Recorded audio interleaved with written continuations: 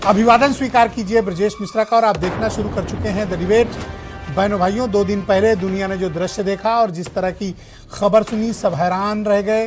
पूरी दुनिया स्तब्ध रह गई जब अमेरिकन फोर्सेज ने वेनेजुएला की राजधानी में हमला करके वहां के राष्ट्रपति और उनकी पत्नी को उठा लिया रातों रात, तो भी बेड से खींचकर उनको सीधे ले जाया गया अमेरिका और उनको वहां जेल भेज दिया गया। वेनेजुएला के राष्ट्रपति के साथ इस तरह की घटना और वेनेजुएला पर ट्रंप एडमिनिस्ट्रेशन की कार्रवाई और दुनिया भर में इसके पड़े प्रभाव पर आज की डिबेट को हम आगे बढ़ाएंगे। बहनों भाइयों, वेनेजुएला की घटना ने पूरी दुनिया को हैरान कर दिया है। ये बहस सिर्फ वेनेजुएला पर नहीं है। क्या है वेनेजुएला? बहनों भाइयों, लैटिन अमेरिका का एक देश है, उसका नाम है वेनेजुएला। बेसिकली ये कैरेबियाई कंट्रीज़ के तौर पर गिना जाता है। जो कैरेबियाई द्वीप हैं उनमें स्थित एक देश है, इसका नाम है वेनेजुएला। गरीब है, हालांकि रिसोर्स के मामले में बहुत इनरिच है, लेकिन इस देश के साथ जो कुछ भी हुआ पूरी दुनिया भर में उसने स्तब्ध कर दिया, ख़ास तौर पर राष्ट्राध्यक्षों की। ये डिबेट सिर्फ वेनेजुएला पे नहीं है, बल्कि ये डिबेट लोकतंत्र और संप्रभुता को बनाए रखने की डिबेट है। बहनों भाइयों, इस तरह की अमेरिका की इस कार्रवाई के क्या मायने?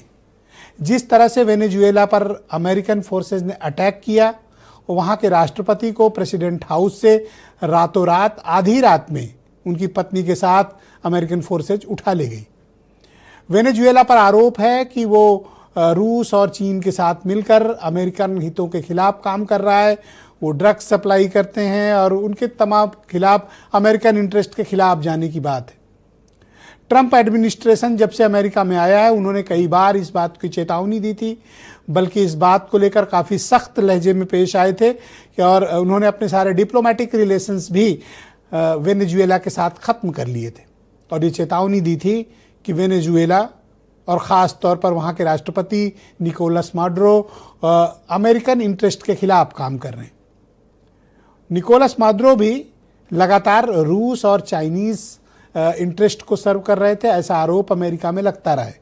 लेकिन क्या अमेरिकन इंटरेस्ट को सर्व न करना किसी भी देश की संप्रभुता को ख़त्म कर सकता है?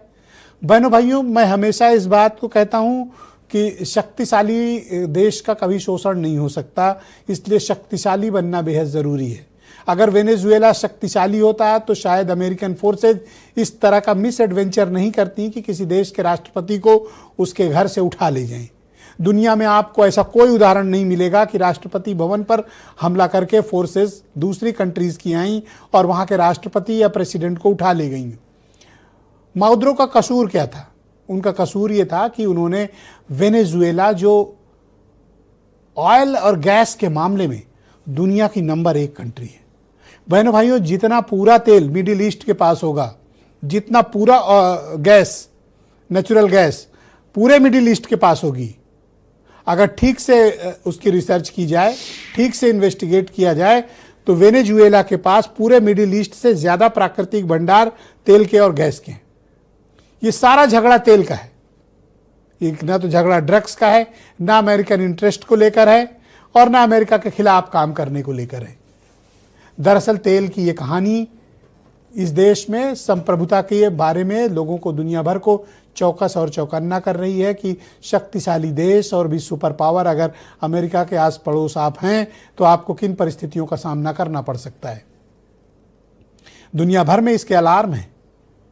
आखिर वेनेजुएला के साथ राष्ट्रपति ट्रंप ने इस तरह की कार्रवाई क्यों की? क्या बातचीत के सारे रास्ते खत्म हो गए थे? क्या वेनेजुएला अमेरिका या अमेरिका के लोगों के लिए कोई बड़ा खतरा बन गया था कि वहाँ के राष्ट्रपति को इस तरह से उठाना ज़रूरी था? ऐसा क्या हुआ था? जो 27 पन्ने की चार्जशीट है उसमें भी कोई बहुत ख़ास आरोप नहीं है, लेकिन जब माडुरो की गिरफ्तारी के बाद अमेरिका के राष्ट्रपति डोनाल्ड ट्रंप ने अपना मीडिया के साथ स्टेटमेंट दिया, तब उन्होंने अपने इरादे जता दिए। उन्होंने कहा वेनेजुएला को अब अमेरिका कंट्रोल करेगा। किसी दूसरे देश को अमेरिका कैसे कंट्रोल कर सकता है और क्यों? क्योंकि वेनेजुएला के पास तेल है, वेनेजुएला के पास प्राकृतिक संसाधन है, वेनेजुएला के पास गैस है और अमेरिका को इसकी ज़रूरत है। और वो भी छोटा मोटा नहीं बहनों भाइयों, मिडिल ईस्ट से ज़्यादा मटेरियल वेनेजुएला के पास है। अमेरिका को बस यही चिंता सता रही थी कि कहीं वेनेजुएला इंडिपेंडेंट हो गया, उसने खुद की मार्केट एक्सप्लोर कर ली, रूस और चीन का उसे साथ मिल गया, यूरोप और भारत जैसे देश अगर उसके कस्टमर बन गए तो अमेरिका के इंटरेस्ट के अगेंस्ट जाएगा और रूस और चीन वेनेजुएला का सारा तेल ले जाएंगे। जितना अमेरिका के पास आज तेल और गैस है, बहनों भाइयों, उसका 25 गुना ज्यादा वेनेजुएला के पास है। शायद यही उनका सबसे बड़ा कसूर है। वर्तमान सरकार और इसकी पहले की किसी सरकारों ने अमेरिकी दखल और अमेरिकी कंपनियों को ऑयल सेक्टर में एंट्री नहीं दी। अमेरिका का कोई कंट्रोल वेनेजुएला के ऑयल इंडस्ट्री पे नहीं था, ऑयल मार्केट पे भी नहीं था। इतने सैंक्शन, इतने प्रतिबंध लगा रखे थे कि वेनेजुएला से तेल खरीदना तारे तोड़ कर लाने जैसा था। फिर एक बेहतरीन कथानक रचा गया और उस कथानक का नतीजा यह था कि अमेरिकन फोर्सेस को वहां के राष्ट्रपति के हुक्म के बाद 150 विमानों के साथ एक साथ वहां की डेल्टा फोर्स ने अटैक किया और बिना एक गोली चलाए राष्ट्रपति को उठा ले गए।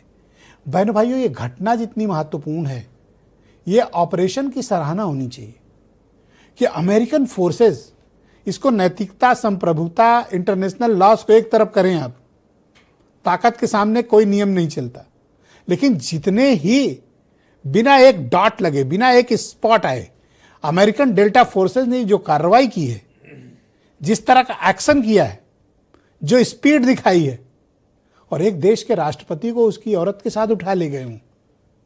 बहनों भाइयों, ये ऑपरेशंस की पराकाष्ठा है और ये उनके काबिलियत की भी पराकाष्ठा, इसकी सराहना। लेकिन इंटरनेशनल लॉ, नियम, दुनिया, यूनाइटेड नेशन सिक्योरिटी काउंसिल, ये क्या सब आंख बंद करके सो रहे हैं जो कुछ अमेरिका कर रहा है? और क्या अमेरिका अब अपने इशारे पर पूरी दुनिया को चलाएगा? तो जवाब है हाँ, क्योंकि दुनिया के किसी मुल्क ने इस पूरे मामले पे अमेरिका के सामने सीना तानकर वेनेजुएला के राष्ट्रपति को छोड़ने या फिर अमेरिका पर कुछ बात करने से परहेज किया। लोग कार्रवाई की निंदा तो कर रहे हैं, लेकिन अमेरिका जैसे सुपर पावर के सामने खड़े होने का साहस कोई नहीं कर पा रहे हैं। दुनिया में आपको ऐसे उदाहरण नहीं मिलेंगे कि किसी राष्ट्रपति के साथ ऐसा सुलूक हुआ हो। इस घटना के बाद दुनिया के हर राष्ट्राध्यक्ष को अपनी सुरक्षा की चिंता करनी चाहिए और अपनी सिक्योरिटी के माकूल बंदोबस्त करना चाहिए, क्योंकि आज जो वेनेजुएला के साथ हुआ है, राष्ट्रपति ट्रंप ने क्यूबा और मेक्सिको को भी इसी तरह की धमकी दी है। ये भी लैटिन अमेरिकन कंट्रीज हैं और ये भी अमेरिकन इंटरेस्ट के सामने सरेंडर नहीं है। दूसरा बयान आया कि ग्रीनलैंड को अब अमेरिका अपने नियंत्रण में लेगा। ये बात अब यूरोप के लिए एक खतरे की घंटी है। यानी राष्ट्रपति ट्रंप के कामकाज का जो तरीका है वो बहुत लोगों को हैरान और परेशान कर रहा है। तो वेनेजुएला पर ये जो कार्रवाई है, इसको संप्रभुता के नाम पर की गई है, लोकतंत्र के नाम पर की गई है, अमेरिकन इंटरेस्ट के नाम पर की गई है। लेकिन बहनों भाइयों, इंसानियत से ऊपर एक चीज़ है, उसका नाम है तेल। अब तेल देखिए और तेल की धार देखिए, सुनिए। अमेरिका का प्रेसिडेंट ट्रंप सारे दुनिया के लोगों को डराने की कोशिश कर रहा है। एक्सपांशनिज्म यानी अपनी एरिया को बढ़ाना और एरिया को बढ़ा के अपनी छाप रखने की कोशिश जो व्यक्ति करता है वो बहुत दिन टिकता नहीं। नरेंद्र मोदी जी, अमित शाह, देवेंद्र फडणवीस, जब ट्रंप अपनी फौज को भिजाकर वेनेजुएला से कदमी को उठा सकता है, मोदी जी हम आपको कह रहे हैं, आप पाकिस्तान में भिजाकर जो मुंबई की सड़कों पर साजिश करने वाले 9/11 के जालिम लोग हैं, चाहे वो मसूद अजहर हो या फिर लश्कर तैयबा का वो जालिम शैतान हो, मोदी जी 56 इंच का सीना है तो भिजाकर उठाकर लाओ। ये तो अमेरिका की दादागिरी है। किसी भी देश की संप्रभुता पर हमला करना ये किसी भी कीमत पर उचित नहीं है। हर देश के मामले वो आंतरिक दखलंदाजी करता है। आज पूरी दुनिया की जो तस्वीर है और उसमें अमेरिका की जो दादागिरी है, एक विचारणीय प्रश्न है। सब लोगों को बैठ करके ट्रंप के आचरण पर चिंता करनी चाहिए और विचार करना चाहिए।